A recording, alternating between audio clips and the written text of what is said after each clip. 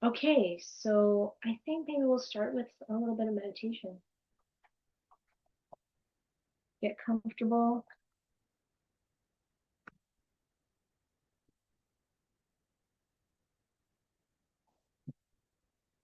It's a nice test of our meditative powers.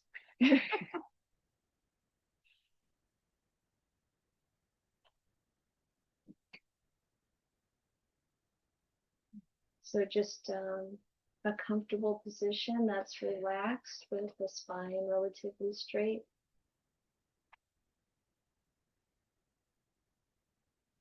And see if we can just settle into a grounded space,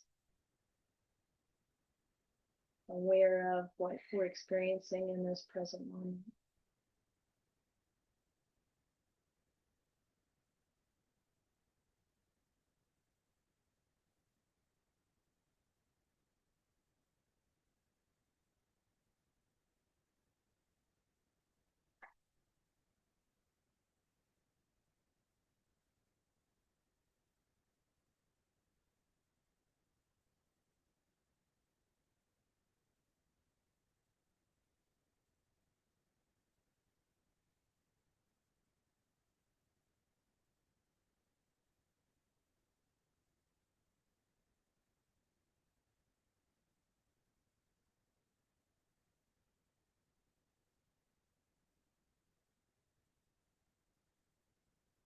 Notice how the body feels.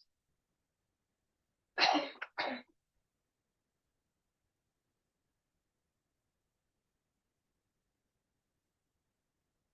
it feels to be sitting in the environment you're in.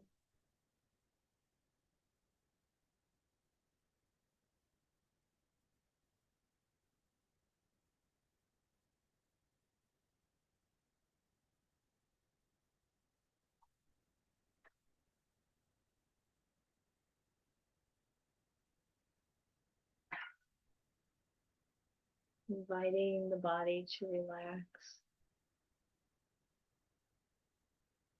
and just enjoy this moment of stillness where we don't have to do anything.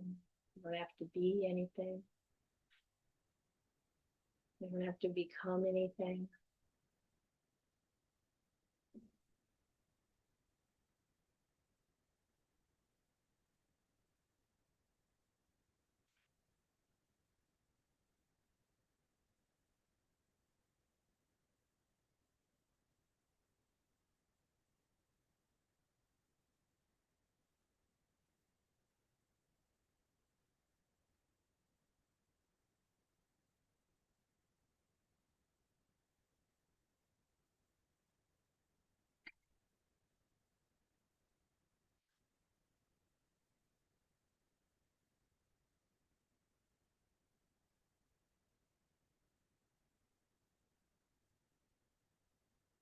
And let go of everything that happened in the past.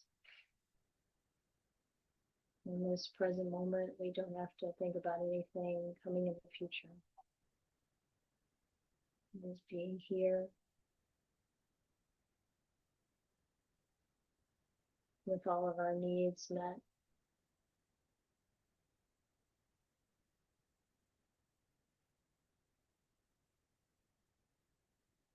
In a comfortable space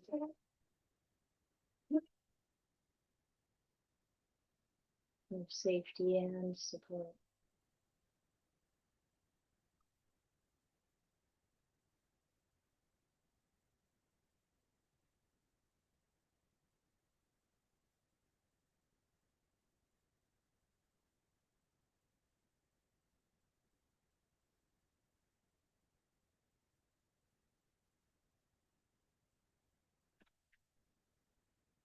Today we're going to talk about the self. This is a wonderful environment within which to investigate that. Safe and supported.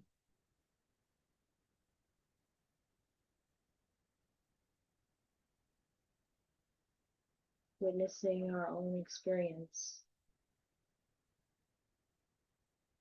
as we listen, as we speak, as we contemplate these words of the Buddha from so very long ago,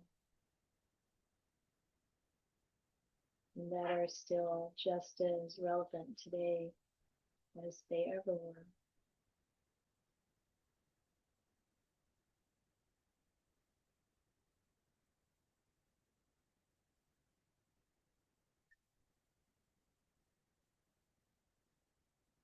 When we become still and we are present with our experience in this moment, when we notice that part that's witnessing, that part that observes,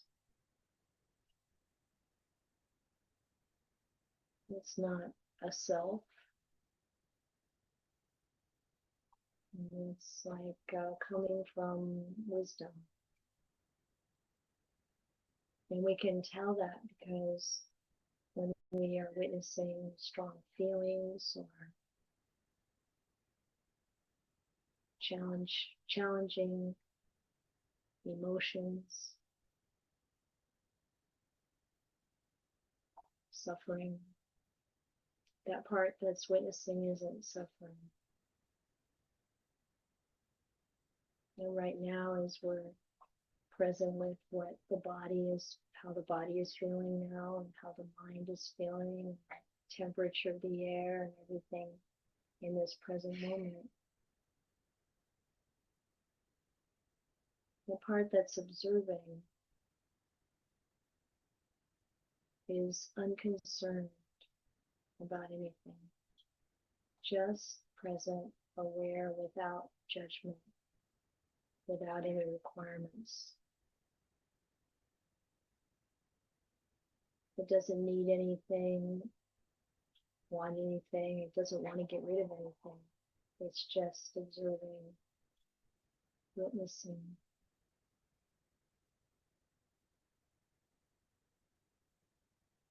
And maybe you'll have a sense that that witnessing part, that witnessing position, also has a tone of kindness and loving kindness.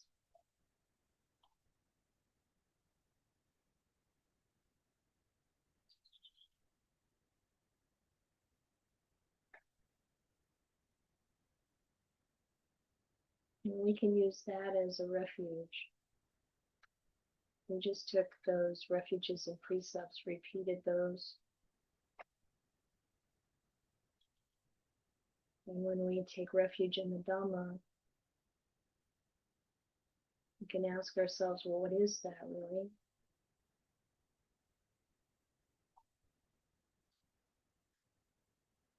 Witnessing, taking that position of witnessing, observing, that's one way to experience the Dhamma. That's always available. And we learn from it in the present moment.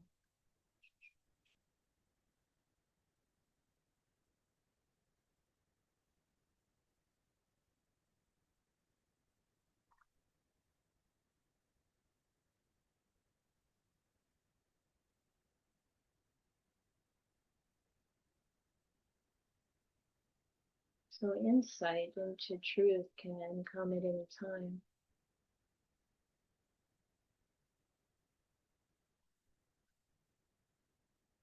And you can investigate this, what I'm about to say, reflect upon it, but it seems to me it comes from that place, that witness, that awareness. It comes through that opening, non-judgmental, clear mindfulness, awareness, Dhamma.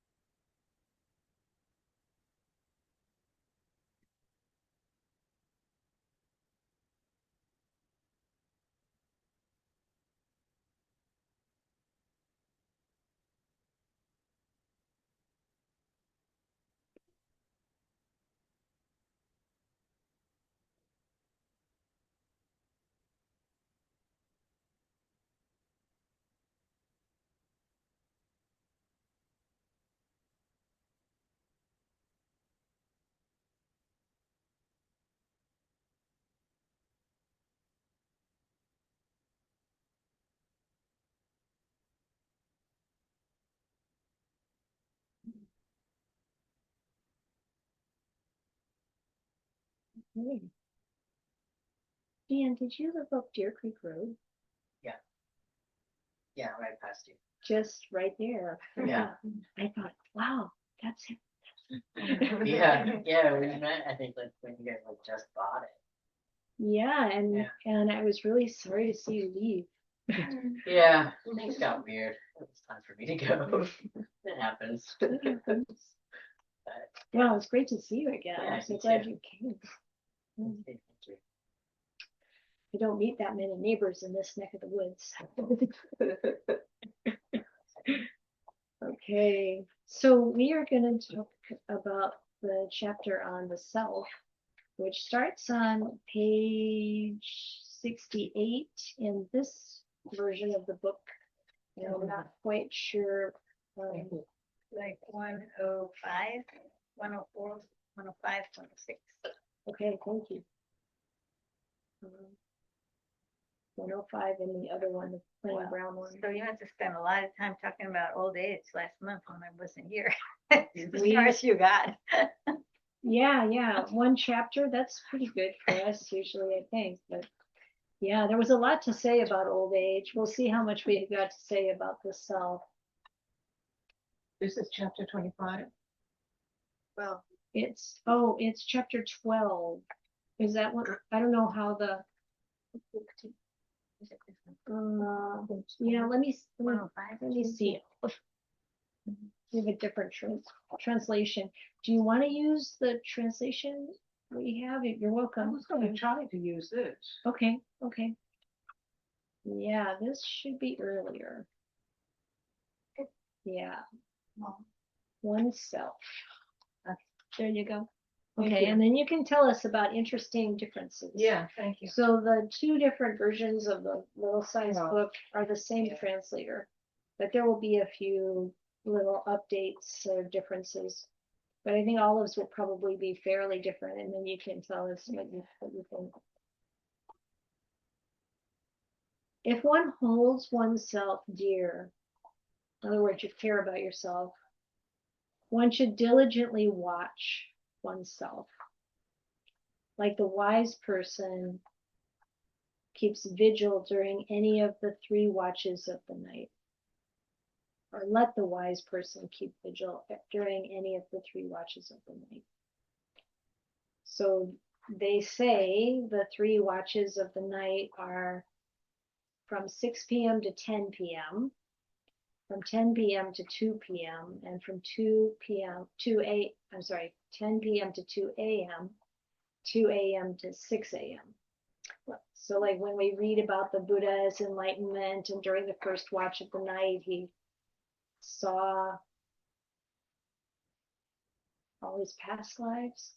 So the first watch of the night and the second watch of the night, saw the lives of others going from one lifetime to another lifetime. And the third watch of the night, I think it was the realization of the noble truths, and full awakening. Here there's a footnote that says the 3 watches are youth, middle age, and old age. Whoa. That's an interesting interpretation. Which is the same. I mean, early in the day, midday, late day. I don't know. This is the night, so it's the night going into the deep night, going into the morning. Maybe I haven't heard that one, but that's what poetry is for, right? Find ways that make it interesting or touch the heart, touch our experience. It just says here, in any part of the night. Say it again. In any part of the night. Just be watchful the whole time. Yeah. Yeah.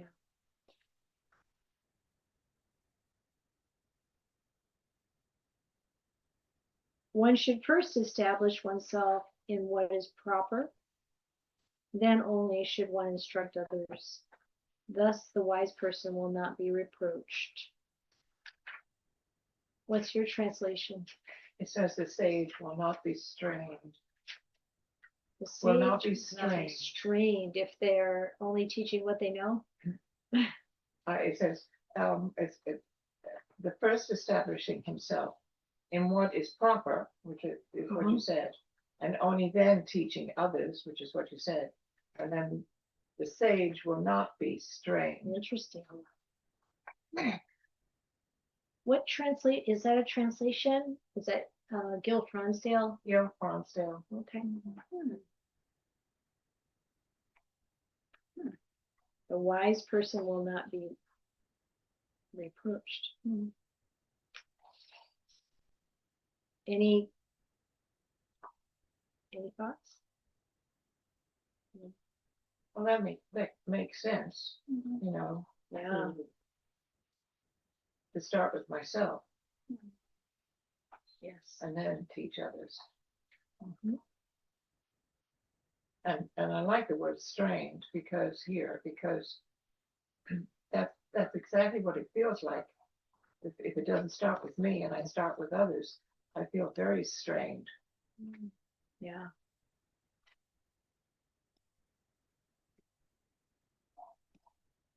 And also, if you're speaking from your own true experience, it's sort of effortless. Yes. I'm gonna pull this up online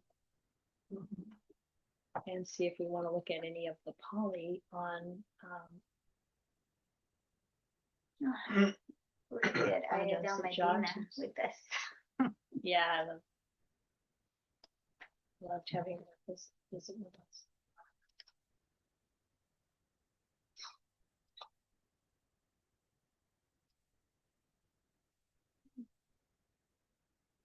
So if you knew yourself as beloved, you'd look after it so well. In one of the night's 3 watches, an astute person would remain alert. The astute would avoid being corrupted by first grounding themselves in what's suitable and then instructing others. So this is about, being corrupted. And see, this is, stained, not strained.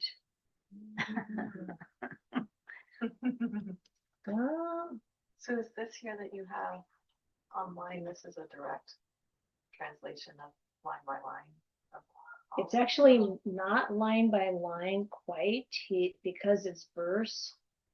Like this is the kilesa, so this is where you're not dirtied, afflicted, or that's the word that actually is being used up here. So it's not exactly, so this is, it's not an exact line by line in this case, although usually it is when it's not verse. But he's just turning it upside down a little bit to make it, flow. Yeah. But yeah, we can look directly at the Pali and. I thought this was going to talk about anatta, but it's really not No, talking it's about not. anatta. It's talking about how to behave ourselves. What is your section titled The Self? I was way off. I read it as strange, but it actually says stained. Yeah. I like this strain though. Yeah.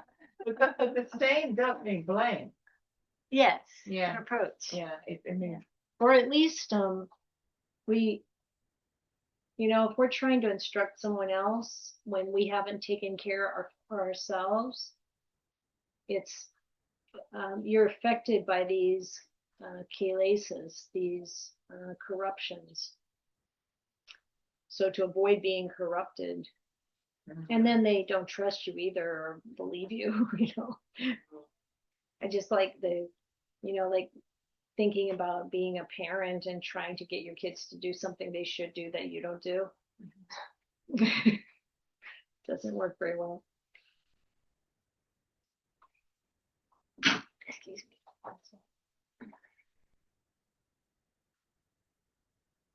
So one should do what one teaches others to do. If one would train others, one should be well controlled oneself.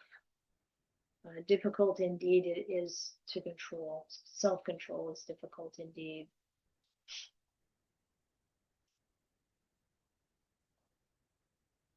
Treat oneself as one instructs another. The well-tamed indeed would tame. For the self, it seems it's hard to tame.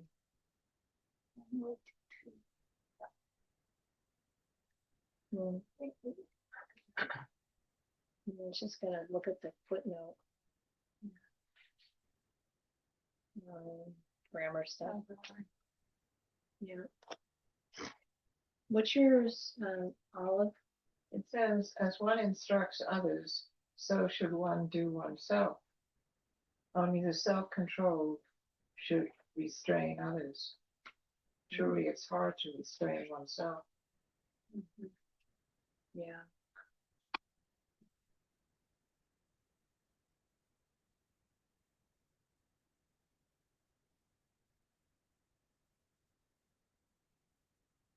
One is truly one's own protector. Who else could the protector be? With oneself fully controlled, one gains a protector which is hard to gain. I like that verse. Oh, here it says one gains a mastery that is hard to gain. Oh. Yeah, that's different. Mhm. Yeah. Lovely. Let's see everybody else too here.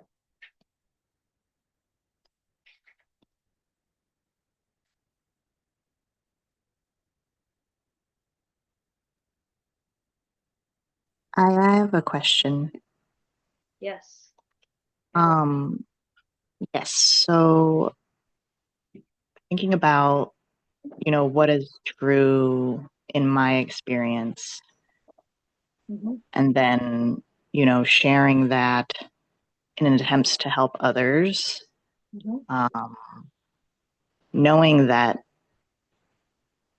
the other experience is different. How do I discern between like my truth of what I've experienced and their truth when I'm like trying to help a loved one with their suffering, but their truth is different than mine because they're trusting their own experience over mine? How do I hold that? I think you have to really rely on and trust the Dhamma. So when you're listening, because that difference in perception or perspective can be, something that is just natural to the fact that we have different experiences. It could be something that is also reasonable, or it could be something that really is grounded in wrong view. Mm, And so paying attention to, is this just my preference, my opinion, my what the conclusion I come to because of my personal experience, or is this something that accords with the nature of reality and what I'm hearing in my family member, friend, or loved one, or whoever is some kind of something that's tainted by delusion or greed or hatred, and not really maybe realistic or grounded. so if I know the Dhamma and can kind of see if their perspective is not in line with the Dhamma, I can just let that go and not, No, I think at that point you try want to convince. yeah, I don't think trying to convince is really quite the right way, but I think Yeah. sharing sometimes you can share what you see the potential consequences to be from holding that Mm, correct view, or you have to be really diplomatic about it. I think sharing, like the Buddha would say, that's not the way we do it in the noble ones.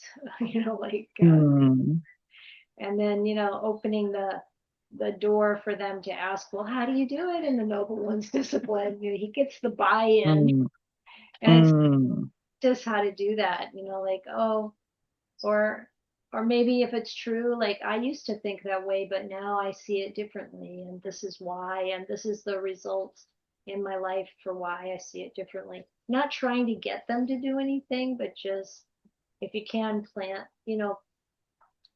truthfully saying from your own perspective, what you experience or how you see it, and see if Okay. it helps. Thank you.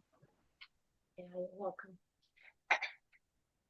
So can I follow up on that? So on the prior one should do what one teaches others to do. Mhm. If one would train others, one should be well controlled oneself. Difficult indeed is self-control. So sometimes that self-control is not trying to change somebody else. Yes, for sure. I mean, you know, we want to learn from what actually works and what's actually respectful of other people, and you know, how we would want to have something shown to us that we didn't see that way, those kinds of things. And the Buddha was great. He taught a sutta about how to present these things without conflict. You know, you're not trying to argue with someone. You're wanting to just find a way to talk about it that doesn't accuse them, put them on the defensive, make them, you know, feel like they're not being heard or cared for. So, yeah, I think the biggest, well, the most valuable way to teach others is by example, having learned it and practiced it and found good results ourselves. If others can see that you're happy, happier than you've been before, your life is more peaceful, and you can be present with challenges unlike you could before, then they're much more likely to be interested in what you have to say. And of course, we don't know what kind of roles these people that the Buddha is talking to here have. Like, if you're a senior monastic, for example, and part of your job is to train junior monastics, you know, you better have your stuff together yourself, you know, otherwise it's not going to go well. You know, you've got to like keep the precepts well, you've got to you got to practice. I mean, you have to be perfect, but so that's an easy example, right? Parenting, and you know, for other roles that we have, I think really demonstrating the value of living in a certain way. There's a phrase in AA which is attraction over promotion. Yes. What does that mean? Exactly that. What we're talking about, that you better have your act together in order to attract, to make it attractive to anybody else. Yeah. You're not trying to convince them to get involved or, you know, do what we do, but it's very attractive when you see people succeeding. Yeah. You know. Yeah.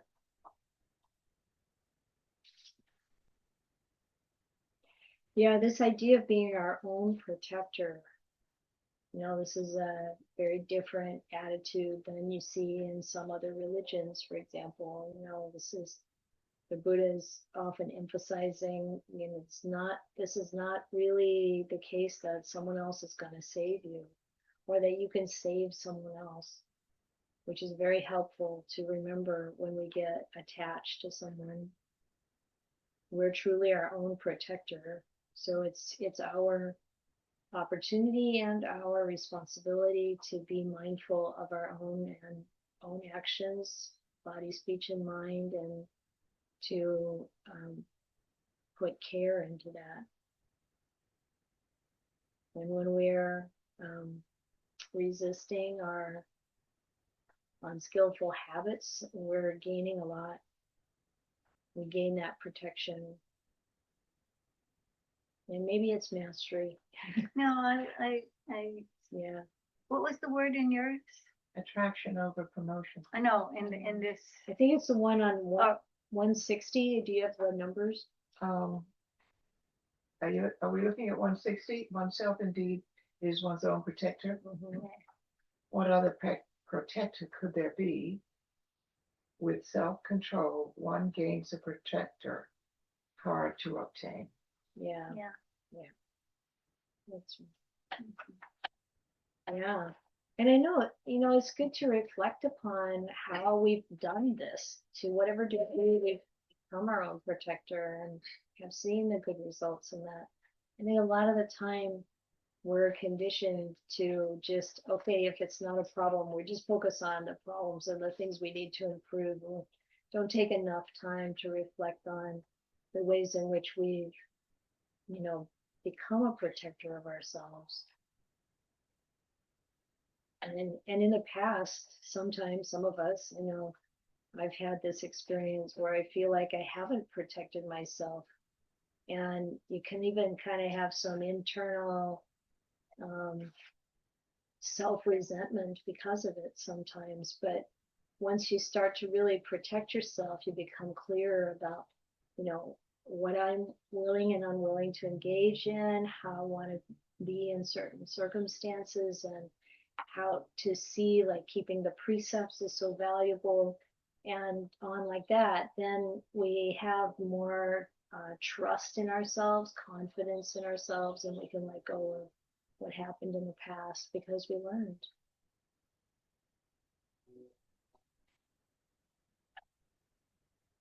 The evil a witless person does by themselves, born of themselves and produced by themselves, grinds them as a diamond grinds a hard gem. It wasn't degenderized there, but I just threw that in for good measure because I think it's better. And Sujato, it does a good job. Bhante Sujato does a good job of degenderizing.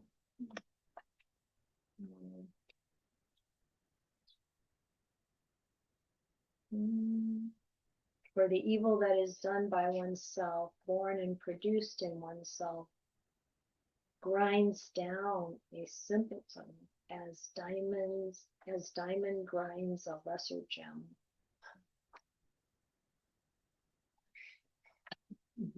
I'm not a fan of the kind of simpleton, kind of witless kind of language. It seems a bit harsh. I don't know. What's yours like, Olive? Oh, it's pretty close. One by oneself alone is evil done. Born of oneself, produced by oneself. It grinds down those devoid of wisdom. I like that. I like that too. As a diamond grinds down a gem. Yeah. Yeah. These verses sometimes you'll see printed out and in a plaque on a wall in a monastery. That one and one, I think maybe another one in here. Yeah. It's really the, even though there are so many causes and conditions that influence us in unskillful behavior, and we certainly want to recognize that. At the end of the day, we're making a karma that we'll then have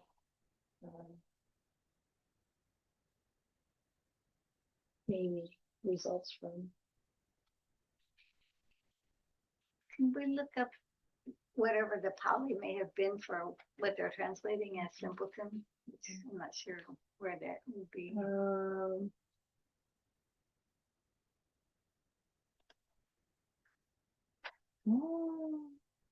Ayya Santussika.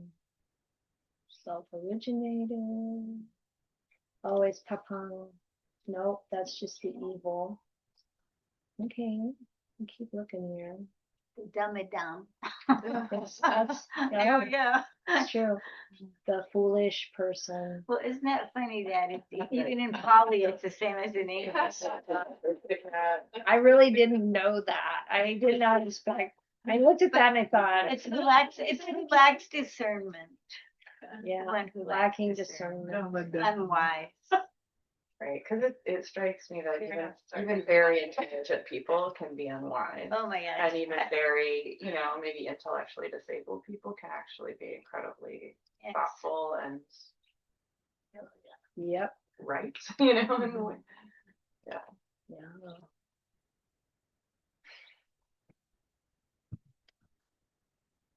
Wow. All right. Yep. But I like that, sometimes we're unwise. That's how we learn. Sometimes.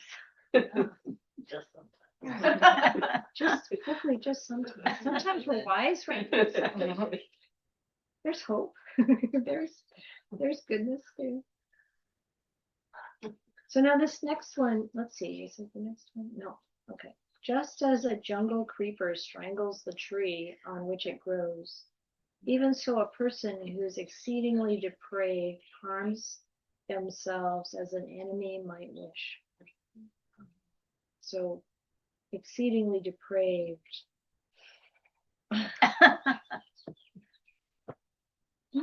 Supposed to appropriately. Right. Just Mildly depraved. This does remind me of someone. Absolutely depraved. It reminds me of someone who seems to be exceedingly depraved. His name I won't mention. Yeah, please don't mention. This translation from Bhante Sujata, one choked by immorality, sorry. I don't think that works at all. One choked by immorality, as a south tree by a creeper, does to themselves what a foe only wishes. That's very clear. Is a creeper a snake? Oh, it's like a it's vine. Oh, right. Yeah. Like a strangler. Yeah. The jungle creeper strangles the tree. We have poison oak strangling trees. Yeah, Gia knows all about it. There are some vines of poison oak that were this big around going up the redwoods, and before ever we got there, someone had cut a chunk out of it so it would stop growing. But those are some massive vines. And do They are the only thing that changes colors though in the forest. So I actually appreciated them. Like the ones They are that beautiful. would climb up and they'd be like pink in the redwood, and I'm like, you're the only thing that is even showing. That's kind of cool. And are they parasitic or symbiotic with the redwood? I don't know if they really harm the redwoods, but I always feel like they're really good at keeping out a lot of humans, which I appreciated also. I don't get poison oak, but Lucky you. Yeah. When are you Yeah. coming to help us? We're having a work day. Yeah, it's true. It's really a beautiful plant. And when it's green in the spring, it looks so beautiful. You just gotta not touch it. Yeah. Or even the wood, when it doesn't have the leaves, you can get it without realizing that it's Yeah, I find for myself, I've only had like one really bad case of poison oak, and it seems like I don't get it unless I'm really like trying to remove it, which I kind of deserve. But yeah. But anyway, definitely in the forest you get that sense of the creeper vines. But some of these jungle creepers really are, they really do strangle the tree and kill the tree. And I haven't seen any dead redwoods, or they also try to climb, of course, the Doug firs and probably anything they can get a hold of. And I don't know if they actually kill anything, those ones. But that image of, if we're really, I know who you're talking about that you're not going to mention. I haven't listened to the news in like a month or. Lucky you. I haven't read any articles. I just delete them, come into the, and it's such a happier life. I really recommend it. Just so you know how to vote, you're good. I know that's maybe not a very popular point of view, but we'll get to the reason for that in a little while. Okay. But I just like this, that you do to yourself what an enemy would wish to do to you, but you're doing it to yourself. And think of the ways in which we do that. you know, we take ourselves down paths where we're really harming ourselves. You know, it's what did you say, Alex? Let me check that out. That's literally what I was talking about, the suffering of being plugged into the news. Mhm. Yeah, that's right. Yeah. And the thing is, when you do harm, I just so believe that you're eating yourself. You know, it's like nicking yourself with the corner of a razor, you know, and you don't even necessarily feel that, but that's what's happening. Yeah, and I mean, you can think about specific situations in your life or in people that you know, and you can think about the causes that come about to bring that about, and then what do we, you know, how do we get pulled out of that? You know, that we stop, that we recognize, oh, I really am harming myself maybe even more than my enemies would do to me if they had the chance. You know? Yeah. So I want to know if you want to debate this next one. Easy to do are things that are bad and harmful to oneself, but exceedingly difficult to do are things that are good and beneficial. Depends on the habits you're already in. Yes, that's right. I agree with you, Pike.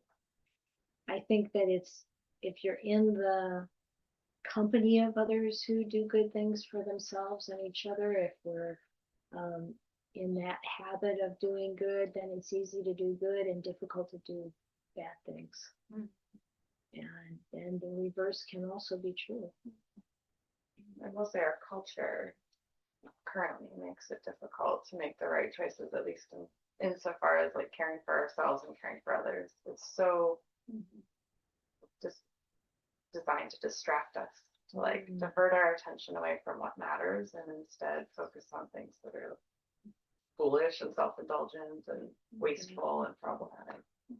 So like it was written for now. Does not engaging in the news help? I mean, honestly, I don't know, because what I think about is like, well, what we're supposed to care about is sports, and we're supposed to care about movie stars and celebrities, and you know, and we're not supposed to care about actually like the environment and our communities and people in Gaza, and you know, like all. I mean, there's a million ways that it can manifest, but it's just like, yeah, or even just like, you know, I'm vegan. It's harder to eat vegan than it is to eat really wasteful, commercially harmfully produced food, you know, especially if you're trying to eat organic and other ways that are more less harmful in my hopeful opinion, you know. So just thinking about.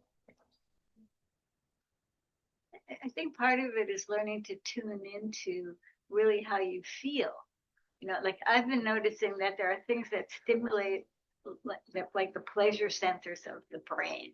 And for me, cognitive thinking is one of those things, which is not always helpful. And so it's partly like learning to tune into, oh, my pleasure centers are being stimulated. But is this really beneficial, you know, or if I do a little thing and I notice that it feels good, to pause there and let that good feeling kind of infuse me a little more, to notice. Or if I do something that the tiniest bit of like I go past the panhandler and I don't give them some money, and you know, right away I feel bad, and like, you know, just like notice that when I'm fighting, when I resist my own impulse to generosity, it doesn't feel good. And so we need like time to just feel feel how our actual bodies and nervous systems react to what we're doing. Just notice that. I think this is part of where we started, this watchfulness, you know, taking the time, having the attention on, you know, what really is affecting us and how we're doing. I think that's very important. It's like life goes by so fast if we're not mindful, and we miss it. And, like Mike said too, we're busy, we're distracted, we're pressured to be paying attention to all these things that, how important really are they? And who's gaining from our attention in a way that, is not really good for us or the world. It's good to reflect upon, not to get like too down on ourselves or anything, but realizing, like at the beginning of this section, we have an opportunity to make choices about how we act and how we spend our time. I think too that depending on the news source, but most news sources are by design. The point is to make people feel afraid. I'm very afraid, afraid of each other, and just that stream of fear. And when I'm not listening, watching the news, I'm more kind, I'm less afraid, I'm more open, I'm more generous. I'm in a deeper state of trust. Yeah. And it brings to my mind, like, why would anyone want to instigate that fear?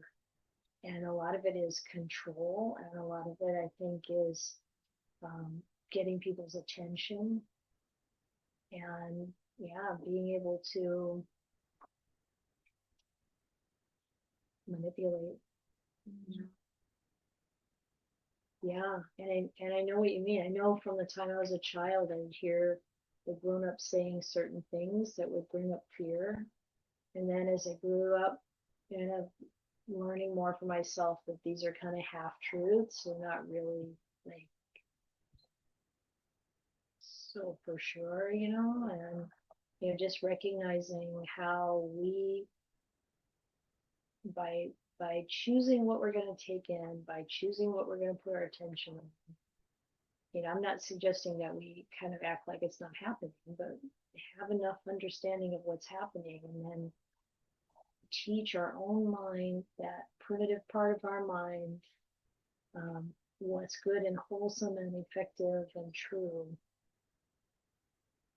and not and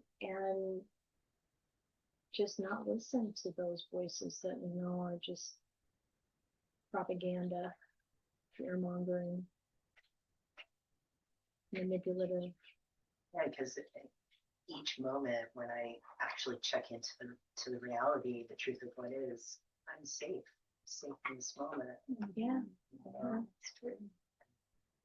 Yeah, and during the pandemic, I worked in medicine, and like the farewell greeting was stay safe, like stay, and I was just, it never sat well with me because I always felt, there's so much fear. I am safe. I'm safe right. I'm in this moment. So are you. Yeah, I've been once in a while reflecting back on a phrase that the Interfaith Center, where I really started learning about Eastern philosophy, Eastern religions, and also really doing a lot more meditation practice and service. And there was this phrase, there was this little chant that we'd always do at the end of a service, at the end of those are two different meanings of the word service. The end of a church service, so to speak. One of the phrases was, "In this moment, all my needs are met." And I was going through so much trauma and trouble that I'm like, really? But then I couldn't find a counterexample, like in this moment, all my needs are met. It's all this thinking about the past and the future and the proliferation that was really causing the feeling of unwellness. Yeah. So it's really good to have a sense of, how this mind works and what the world actually is. And I'm taking that Year to Live course from Oh, yes. not doing much homework, I have to confess, but when we have our small group You meeting, figure you got more than a year, huh? now, no, well, one thing is in our small group, we always say, someday I will die, someday you will die, but for now we're together. And I like that. And the other thing is one of our teachers died, just died. Suddenly That's unexpectedly. a teaching. Yes. And so Yeah. I keep telling myself, I may only have 2 minutes to live. This is good. Yeah. Yeah, because when we say someday I will die, it's but if it's like, wow, or like in the suttas, there's a place where the Buddha talks, or where it's talked about the mendicant reflecting at night before when night falls, about all the things that could kill him during the night. And then you get up in the morning and you think about all the things that could kill you during the day. It's like, just trying to like recognize that it is that close. It's just, we don't know when. Yeah. And what I think about, like, I only have 2 minutes to live. What's important? But realistically speaking, if I only have 2 minutes to live, it's likely that I'm going to feel pain, fear, and maybe fall down and bang myself up. And those will be very powerful biological responses at that moment. So will there also be gratitude? Will there be room for gratitude in those last breaths? Okay, so I want to invite you into a different way to think about this. Okay. Because thinking about what could be happening in the last 2 minutes is just mental, just thoughts, right? They're sankharas. They're just. But if you think in this moment, I have 2 minutes, and you go into awareness and really, really connect to the Dhamma, that can be like the practice you're doing all through the day. At different times, you're connecting with the Dhamma, that in those last moments, whenever they come, that I am solidly residing in the Dhamma, in my refuge. Yeah.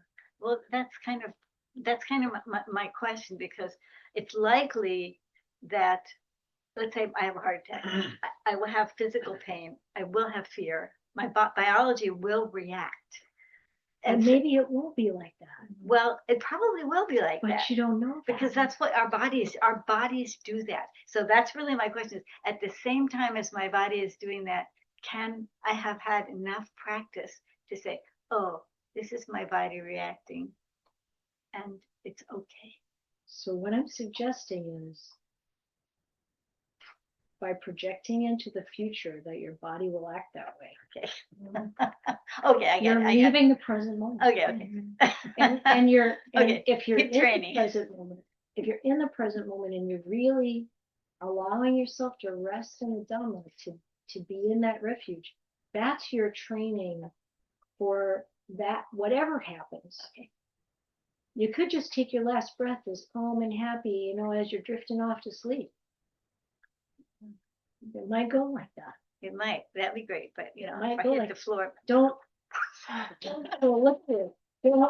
Don't imagine.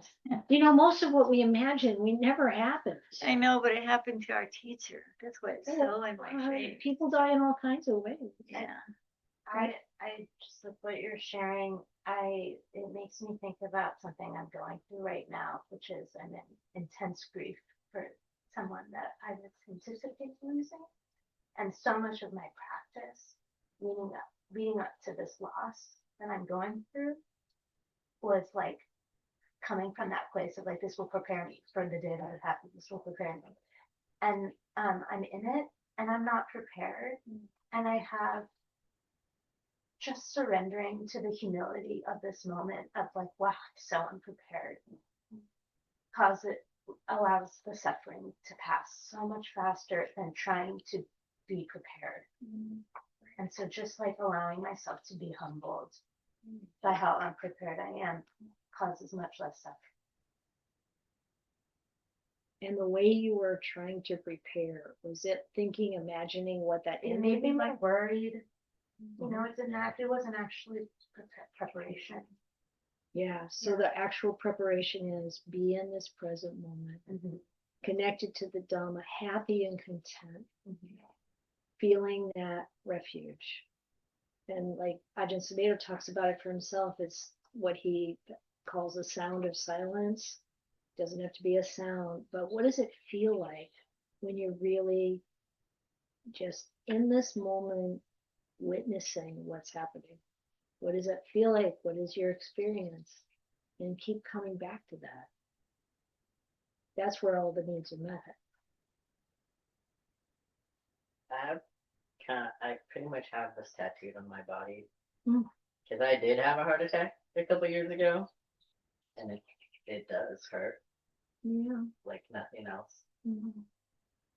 But in that, I was like, I don't know. I mean, I don't know. Like for me, I was like, okay, I'm gonna die. Okay, like, Yeah. okay, Yeah. like this is it or whatever. Yeah. But I didn't. Here I am. But then I got for my birthday this last year, I got just the Latin words for remember you'll die and remember to live on my body, and so that's like I'm like constantly like because for me my little death guy is right here, like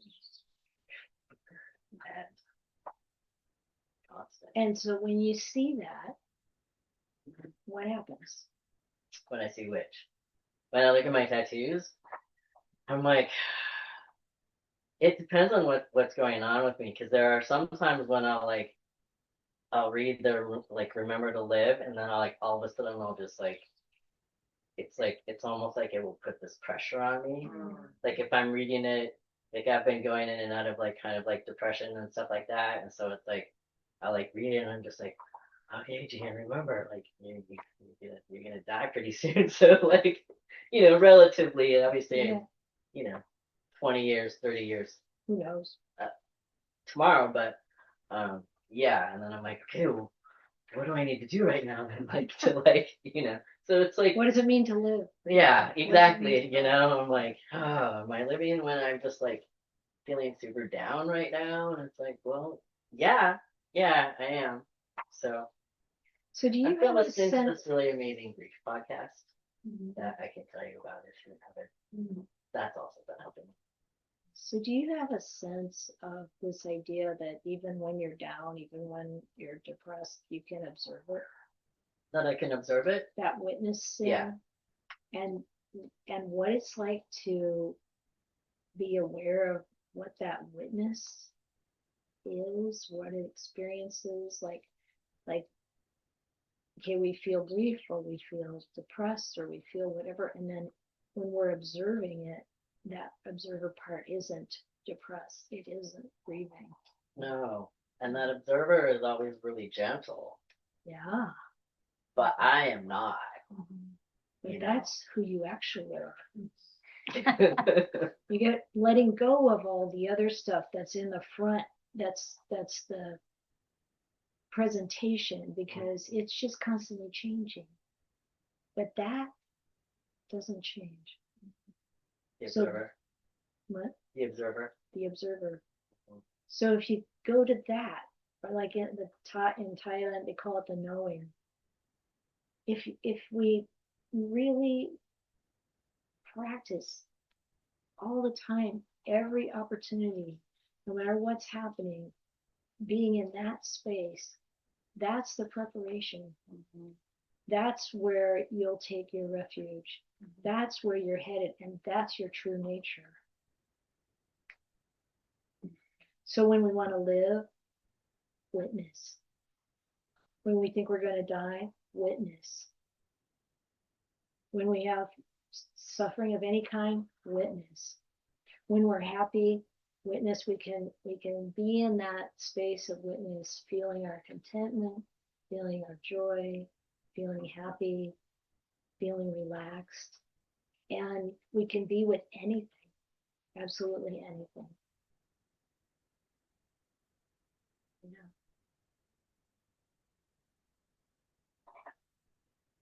I did the Year to Live class too, and there was a part of the class, some of the instruction was whenever you had a cold or a headache or not feeling too good, to use it as a practice to die.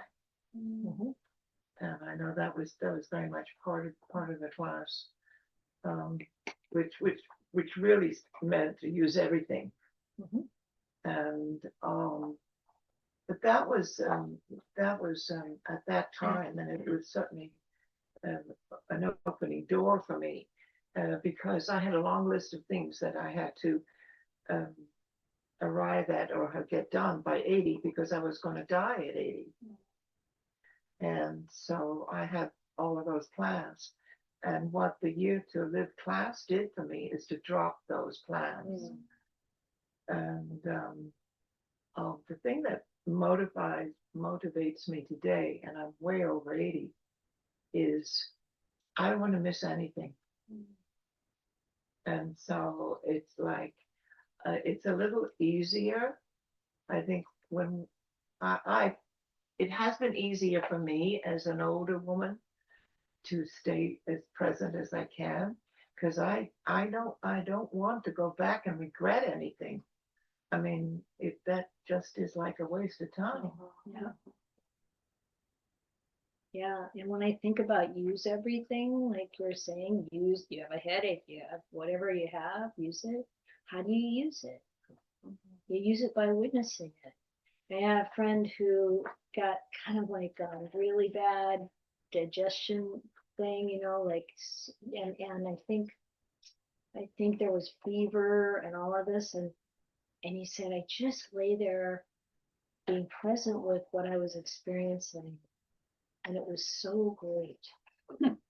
Like just being present with that, what was going on in the body, and feeling it and noticing and being present with it. And then it just passed. And it was like, it was such a great experience. This is our practice. This is our, so like, what does it mean to use it? So what are we touching into when we touch into that? It's beyond this world. It's not this material world where everything's changing. It's not the ups and downs, and it's not thinking about the future, and it's not going into the past. Yeah. And it's training our mind to reside in that refuge. So cool. But if we use the like, okay, I'm going to use this headache or food poisoning or whatever we've got to reflect on death, if we do that in the mind, if we're doing that in our thinking mind, maybe it feels like, oh well, I'm preparing because I'm being realistic, I'm facing it. But the thinking mind is not where the refuge is. The thinking mind is not where the wisdom is, and it's not where that kind, loving feeling is. Yeah. Like one of the first things that ever struck me when I first started to dig into any Dharma at all was like this refrain that I now just say to myself all the time, which is like approach with curiosity. And when you were telling like kind of your vision of what it would be like those last 2 minutes, I was like, if like a goal would be to be able to have the observer, the presence of mind enough to be like, wow, I'm never going to experience this again. Like how cool.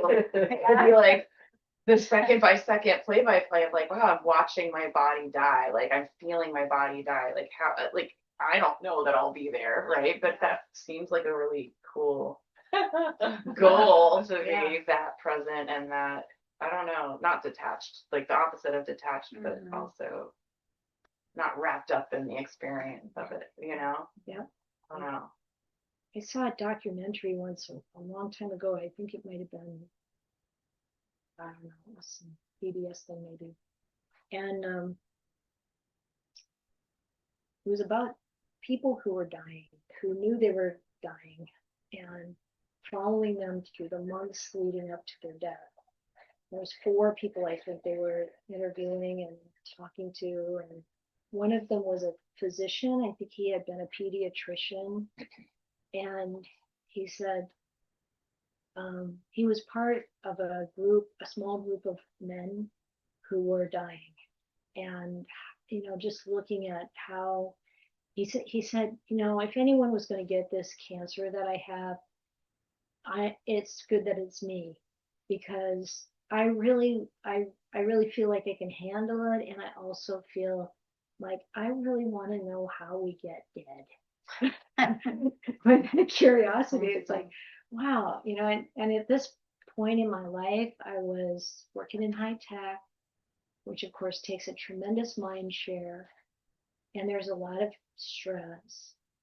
And when I would reflect on death, and like watching this and like taking that all of this in, what I'm seeing and hearing, there was peace. There was a kind of like real peacefulness. And it's interesting. It's like, why? I think it's because we're touching into something outside of material reality. We're touching into something real. That's my experience. When we were on the monastic retreat and you talked about the sound of silence, that hum, I love that. Yeah. I just tune into that, and it's like there's something so much bigger than what I know holding me here. Yeah. That's, go there. Don't think about what's going to happen to your body. Well, I'm not worried about what's going to happen to my body. I'm just being realistic that my biology will do things, and it will do things. And Can also the hum of the universe just hold me like, wow, like you said, it's like, wow, this is amazing. Yeah. Right. But because the fear will burst out, but it'll subside after 10 seconds or so. Those things will subside. Maybe it will, and maybe it'll burst out, and maybe it won't. Yeah, but even if maybe it does, what arises is just maybe. But even if those things arise, they're passing. You don't have to be stuck there at all. Right. So that's the beauty of the practice, like realizing, oh, I may feel those things, and you could probably tell us because you've been through it, and then not getting caught in it, basically. Just noticing. Not being afraid. And we don't have any idea what will happen. Yeah. And I think to the book For a Year to Live, they said, the pain doesn't know me from Adam. And I love that. It's like, this body is just going to do what it's going to do. Yeah. And I may as well just enjoy the ride. and also it's doing what it's supposed to do. It's doing what it's supposed to do. Doesn't know me from Adam. Earth doesn't know me from Adam. I'm no bigger than a small virus on the surface of this incredibly molten rock that we live on. Well, and even that is not you. Right. Even that isn't. Right. Yeah. So I'm just enjoying that a lot. I thought that the Buddha said that that he could feel the physical body pain. Sure. Well, you can feel it. But he certainly didn't have the what do you call them? He didn't grasp it. There were 5 of them. Senses? The hindrances? 5. Which list of 5? Well, whatever list of 5 there are. Okay. He certainly didn't feel those. Doubt is one of them. Oh yeah, the 5 hindrances. Yeah, no, Hindrances. Yeah. The body, I mean, you hear this a lot from people who've taken this practice to the end. There will be feelings, both emotional and physical, but you don't grasp them. Yeah. They just, you don't cling, you don't cling to them. grasp hold of them. Yeah. They just come and go. And the Buddha uses these beautiful similes, like, like you put a pan out in the sun, it's sitting in the sun for a long time, and then you drop some water and it goes, and that's how the feeling just goes away. And or the fire is hot and there are coals and a spark flies out and it goes on dry ground, it just goes out. It's like that. Yeah. And the Buddha, he talked about the pain he had in his body. Yeah. At the time he said, okay, I'm relinquishing the life's force, I'm going to die in 3 months. And then he's like, yeah, my body's in pain all the time. Yeah. And it's like a cart that's old and rickety and you have to hold it together with straps. That's my body. So yeah, he definitely felt pain. Yeah. Yeah. I will say that I shared last month about going through this lymphangitis that I had, and I started this committed study around self right before that, and then when I found myself in the emergency room and they told me they would have to do a digital block in my finger to lance it to drain it. Mhm. I strangely found myself excited about this digital block, which is just wild to me because it's utterly like blindingly painful. I've had that before, like anesthetizing the finger. Yeah. But I got excited because I thought I get to study my mind in this moment with pain. And this body is not me. I'm not this body. And yeah, it was a really cool experience. And had I not been in the study, I would have had a very different experience, and the narrative would be very different around it. Mhm. Yeah. So, and it was spurred by your closing Dhamma talk at Spirit Rock that really charged me to open into this study in a committed way. So thank you. Yeah. Thank the Dhamma. When the Dhamma presents itself, Yes. it's good for all of us. Yeah. I'm glad that it worked out. What's next? Okay. Whoever on account of perverted views reviles the teaching of the Arhats, the noble ones of righteous life, that fool, like the bamboo, produces fruits only for self-destruction. It's easy. No, we did that. On account of wicked views, scorning the guidance of the perfected ones, the noble ones living righteously, the idiot begets their own self's demise, like a bamboo bearing fruit. So some bamboo, it says in the footnote, as soon as it bears fruit, it dies. Oh. You want to read yours, Olive? Wow. The unwise who rely on evil views to malign the teachings of the noble arahants who live the Dharma produce fruit that destroys themselves, like the kapaka reed that dies upon bearing fruit. Produce fruit that destroys themselves. Yeah. Interesting. Would you know like what at that time they were sort of referring to specifically? You mean the in the simile or in reality of or in Yeah, Which I part? mean like less like how could we apply this to our lives now and more of like what was going on at that time.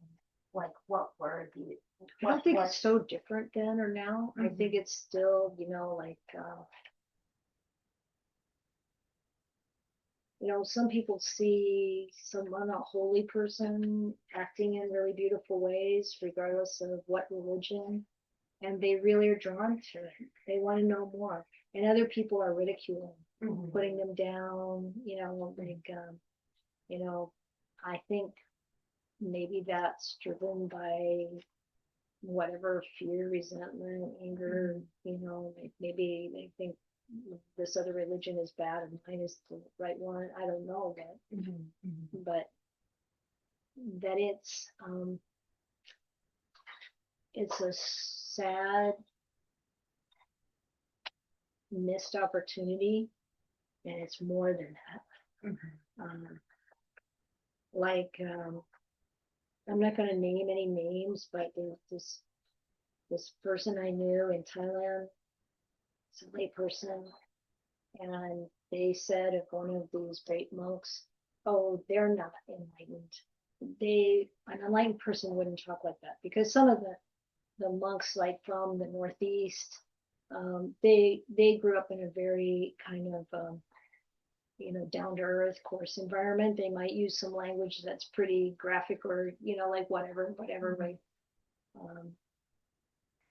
And when I talked about this to a person that I know to be a good monastic, they said that person, it's just like you're walking down the street and you just create this huge crater in front of you that you can't get past. And so it's like by maligning people who are good and really have the Dhamma, you're really just cutting yourself off, putting this huge obstacle in your way. And that same person is like, oh, I know this person's at that level and this person's at that level, and there's a sense of self and arrogance in it, and it's just so stifling to their progress. So I think that's really the same thing then and this as it is now. Yeah. I think it's very personal. I think if you rely on evil views, I think that's very personal. I don't think you can judge it by consequences of what happens. I think it's very inner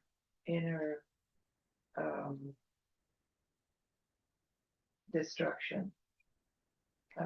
That's the way I view it. So tell me more. So relying on evil views, one maligns good. Yeah, I mean, it may appear in our society that those that have, but I think that if one is personally relying on evil views, there is a destruction that's going on with them personally. Like earlier, I think Carrie maybe said it's like it's eating them from the inside. Yeah, for sure. Yeah. I have this image of like a rotten fruit. Looks okay on the outside, but then you cut it open and it's decaying from within. I think what the reason why I was asking about like more historical grounding was because to me this feels like a really contemporary phenomena, not like exclusively, but it evokes from me what feels in my particular bubble a really blanketed sort of oversimplified distrust of quote organized religion, and especially authority figures, teachers, or leaders within quote organized religion. So you chose a disorganized religion. Right. That's obvious, there is something to that. Yes. And also within the quote organized religions, there are beautiful opportunities for wisdom there as well. And like so much is lost with this like blanket distrust that could come from a fair place because so much evil has been done that goes from that place as well. And so I think about how that to me feels like really contemporary. Yeah, but I think it really was the same thing back then. Like I have my mom's sister. I actually talked about her at the retreat too a little bit. The one that fell through the glass door. Yeah. Aunt Jean. She hated organized anything. And I've been hearing that all my life. And then I was going to start the Vihara, and I called her up. And I said, okay, Aunt Jean, I'm going to start an organization. What should I do? She said, they all start out good. And I never thought I'd hear her say that. She said they start out good. And then they get corrupted by money and power. And she said, so you got to make sure. And I'm like, well, I have a chance because we're not allowed to use money. And I think that really helps. And, if we're really following the teachings, power's not going to matter. If you can use your powers for good, whatever those are, that's good. So anyway, it's like that reality is just part of the fabric of samsara.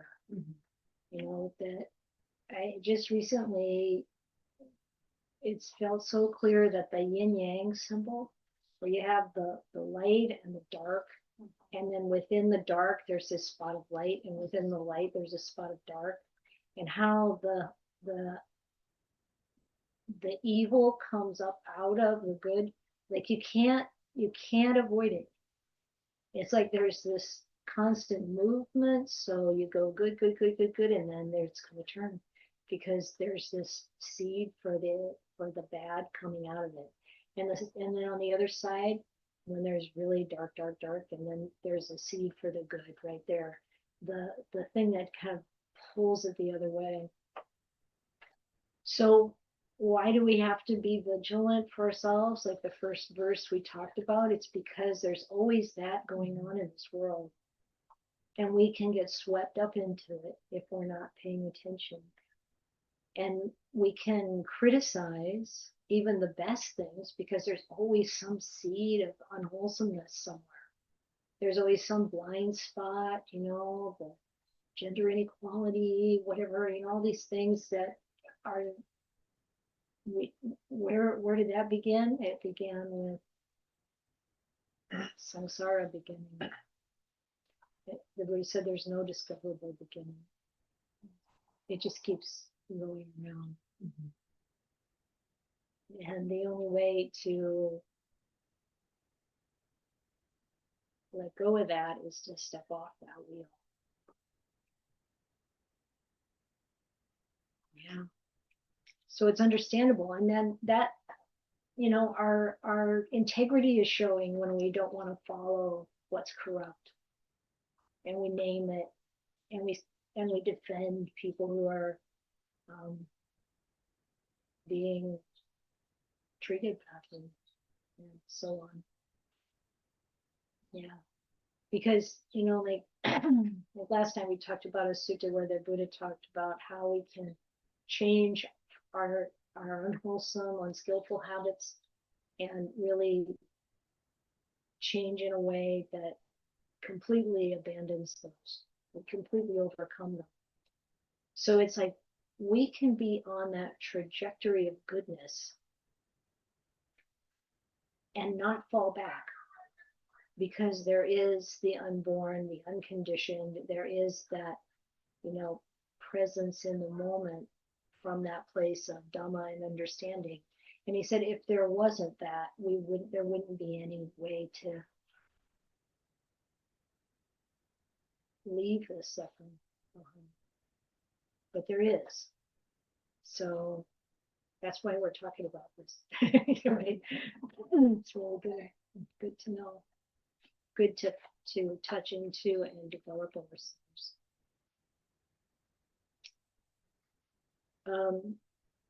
By oneself is evil done. By oneself is one defiled. By oneself is evil left undone. By oneself is one purified. Purity and impurity depend on oneself. No one can purify another. This is another one of those that show up on plaques in monasteries. Yeah, this is pretty similar. What you got, Olive? Well, that's pretty much, it's almost verbatim. Yeah. Yeah, again, the self-responsibility. So, yeah, someone mentioned, I thought we'd be talking about not self, but here we're talking about the conventional reality of having a body and a mind, a personality, being, you know, working with developing the skillful and abandoning the unskillful. And it's essential to our human condition that we do that. And we recognize that it's not a self that we're being or experiencing. It's actually a collection of processes that we have the responsibility to manage. And that when we see that it's not really me or mine, then we find it easier to let go. We don't have to grasp onto any ultimate reality, if you want to call it that, Nibbana, the Dhamma. It's beyond good and bad. That dark and light isn't there anymore. It's unitive. It's complete. It's peaceful. It's contentment beyond any other contentment. The realization of that causes a restlessness, the underlying restlessness and anxiety to fall away. Causes the desire and aversion to fall away. And then what does one do with their life? They do good. They see what's beneficial and offer that.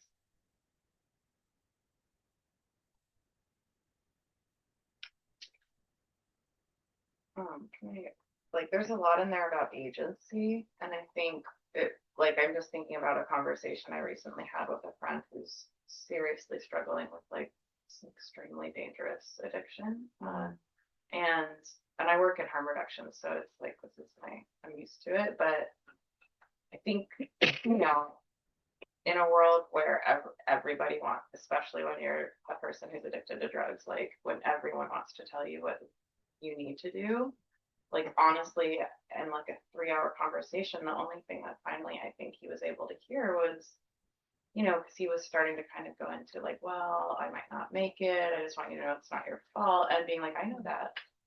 You're the only one. Like it is up to you. I would never use the word purity with him. I would never use the word evil, but I'm like, you're the only one who can choose happiness or not. Like, no, I don't have that power, and I know that. And I think he was like, oh, like, you know, and then we talked more about what does that look like to actually have agency over your own choices and no one else. You know, I'm not like, I don't know what the point of that is. It's just what it makes me think about. It's like, we don't, I don't know. It's a great example. It's a great reality. You know, once we know that, whether it's through 12-step or it's through the Dhamma teachings of the Buddha, it's like, yeah, it's like, why can't we make it all okay for somebody else? You know, maybe it's Al-Anon. You start to learn that I'm not the cause of this person's problem, and I'm not the solution either.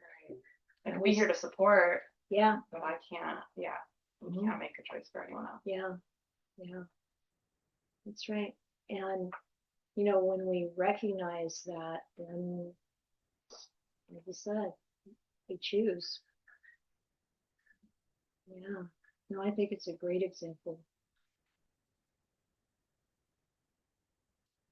And then this one, the last one, which I think is kind of perfect. Let one not neglect one's own welfare for the sake of another, however great. Clearly understand one's own welfare. Let one be intent upon the good. And never neglect what is good for yourself for the sake of another, however great. Knowing well what is good for yourself, be intent upon your heart's goal. I'll read yours on. Yeah, no, it's pretty much verbatim the same. Yeah, and sometimes people really are disturbed by this verse because they feel like, aren't we supposed to sacrifice for other people? Aren't we supposed to, you know, really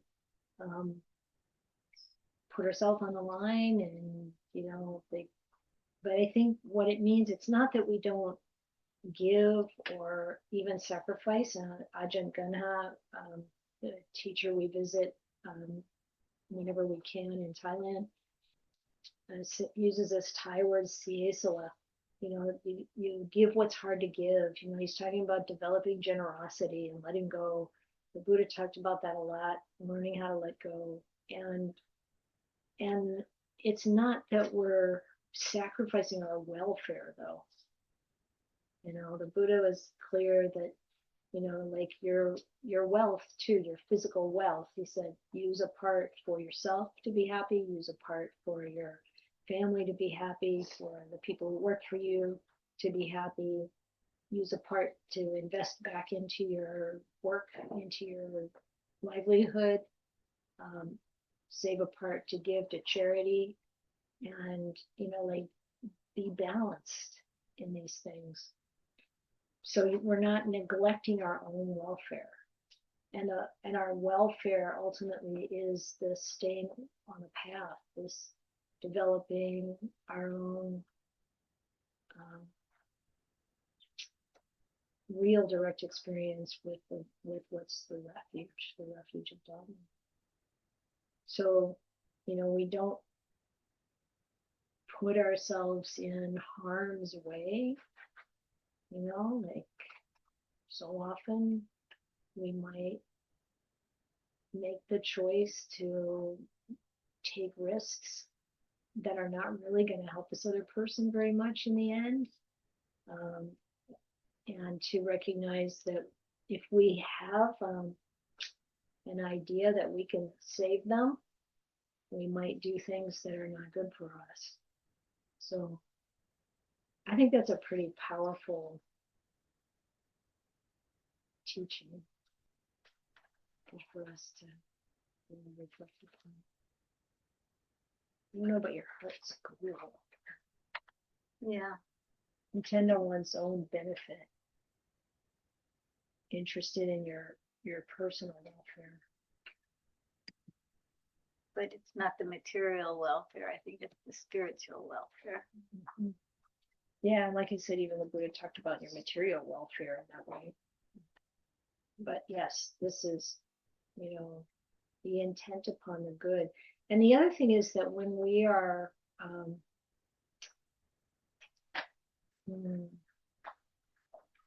gaining from our own, you know, like the refuge, our own refuge, our own connection with that beautiful reality of peace and contentment, then we're more effective with other people too. And the choices we make, the places we put our energy are much more likely to be productive. We're much less likely to spin and waste time and waste energy in what's not productive. I think this is very powerful too, because to me it says, for example, the intent upon your heart's goal includes oneself. Yeah, it's, and that, you know, the other passages are saying, you know, don't give up your own welfare for the sake of others' welfare, however great. That's then leaving oneself out. So yeah, that, if we were to do that. Yeah, right. So if the intention is to follow the Dharma or the heart's goal, then it includes oneself. And we want to remember again, I think we all are on the same page with knowing that we're talking about the self in conventional reality, not the not self of ultimate reality. And so this conventional reality self is what we use in order to learn and live the Dhamma. This is how we come to that. So it's, the Buddha said, you know, we're speaking on these two levels, the conventional and the ultimate. And that's just how it has to be, given that we are embedded in this conventional reality. We have this body and mind. We have the agency over it. We make the karma that comes back to this karmic stream, and we have to deal with it. And then that, as we start to understand that that's not really who we are, and that this world isn't really the solid environment that we think it is, then we gradually let go of this sense of me and mine, this, and then when we're helping someone else or taking care of ourselves, it's in balance. We can do that more, like it's like it doesn't matter. You're taking care of this and you're taking care of that. And of course, we have more responsibility over here and agency. We can't make that, like we've been saying, be a certain way that we want it to be, but we can give and support and not leave ourselves out and not leave out others.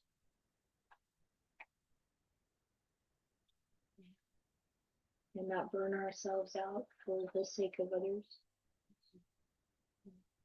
And I think when you have that kind of internal peacefulness, you kind of become a place of safety for others and a refuge for others. And maybe not on a like actively interactive way, but they can just feel a safer energy.